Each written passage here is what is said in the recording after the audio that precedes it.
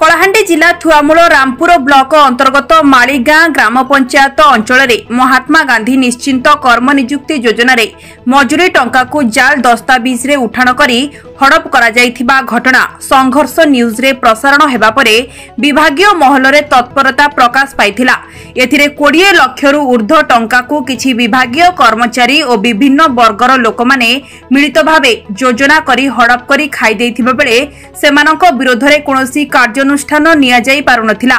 एही घटना को अनुसंधान करी ब्लॉक प्रशासन पुलिस प्रशासन और संघर्ष न्यूज चैनल श्रमिक मानकु दृढ़ पदक्षेप प्रतिश्रुति देइथिले।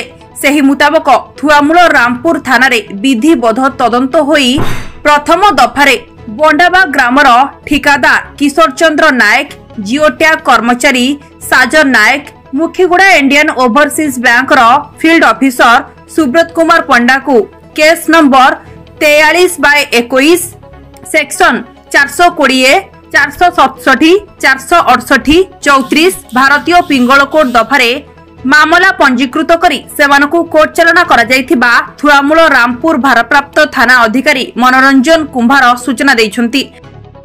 बड़ माछ खसी जाई एही केरांडी माछ धरा पड़िबाकु नै श्रमिक महल रे अधिक तदंत और परदा पछरे लुचि रहिथिबा बड़ माछ मानक विरोध रे दृढ़ कार्यानुष्ठान दाबी हेउथिबा बेले प्रशासन आगोकु की पदक्षेप ग्रहण करिवो ताहा बे बड़ प्रश्न।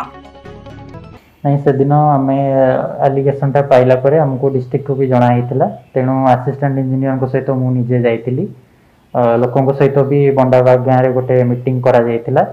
सेठी मु जहाँ कही बर्तमान इन्वेस्टिगेशन दुईटी पहलू अच्छी। गोटे हूँ आमर जो लोकटी पैसा आत्मसात करिछि सेथरु केमते रिकवर हो। द्वितीय कथा हूँ जदि प्रशासन तरफ किसी माने कि अवहेला करछन्ती जीआर सेटा इन्वेस्टिगेशन करा जिवो।